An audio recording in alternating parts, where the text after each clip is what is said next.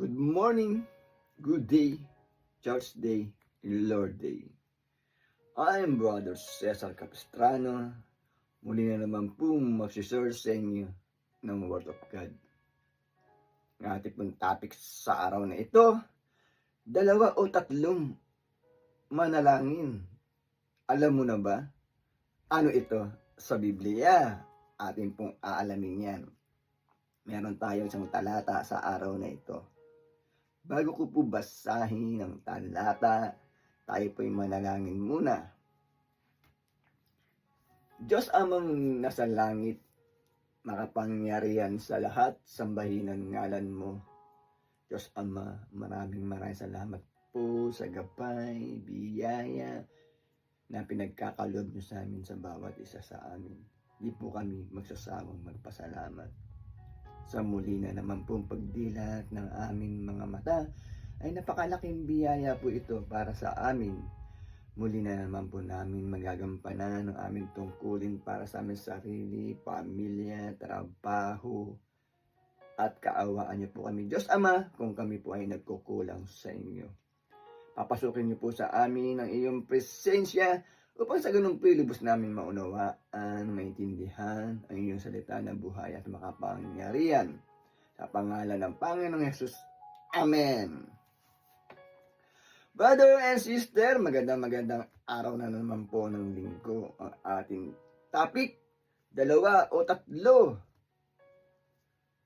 manalangin. Alam mo na ba ano ito sa Biblia? Akin na bumabasahin ng talata ay nasa Mateo chapter 18 verse 19 to 20. Ating pong pakinggan maigi. Verse 18. Sinasabi ko pa rin sa inyo, kung ang 2 sa inyo dito sa lupa ay magkaisa sa paghingi ng anumang bagay sa inyong panalangin, ipagkakalob ito sa inyo ng aking amang nasa langit. 20. Sapagkat saan man may 2 o 3 nagkakatipon, dahil sa akin naroon akong kasama nila.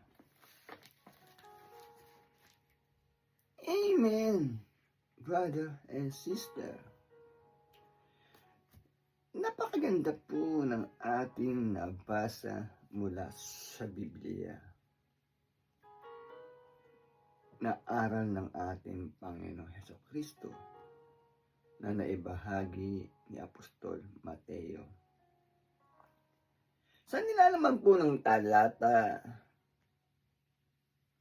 meron daw pong 2 o 3 o higit pa na nananalangin, humihiling, nagpapasalamat, humihingi ng gabay sa pamamagitan ng pagdarasal o panalangin na mayroon magkakasamang tao na 2 o 3 na higit pa. Ang pinagtitibay po sa talata, andoon daw po ang ating Panginoong Hesukristo, brother and sister. Ito daw po ay ating matatanggap. Ayan po ang nilalaman ng talata, brother and sister. Kasama natin ang ating Panginoong Hesukristo pag merong mga nagdarasal, nanalangin na 2 o 3 na higit pa. Nandoon daw siya na kasama natin, brother and sister. Ayan po ang pinagtitibay sa nabasa nating talata. Napakaganda po ng ating nabasa, brother and sister. Kaya kung meron po tayong mga kaibigan na nangangailangan ng panalangin, ay ating pong samahan dahil sa nabasa natin mula sa Biblia meron mang 2 o 3 tao na nagdarasal, na nanalangin, kasama, nasa gitna, kasama natin ang Panginoong Hesukristo. Brother and sister, napakaganda po ng ating nabasa mula sa Biblia.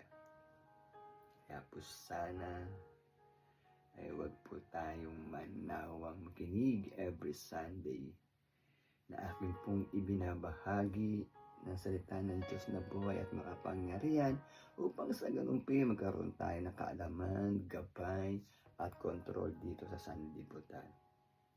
Brother and sister, magtatapos na po yung ating topic, tayo po yung manalangin muli. Diyos amang nasa langit, makapangyarihan sa lahat, sambahin ang ngalan mo. Maraming salamat po, nakapagpakinig na naman po kami ng iyong salita na buhay at makapangyarihan na nagbibigay lakas po sa aming katawan at spiritual. Maraming salamat po. Sa pangalan ng Panginoong Yesus. Amen. Brother and sister, maraming salamat sa walang sawang pakikinig. Lagi po tayong mag-iingat at magdadasal. God bless to all.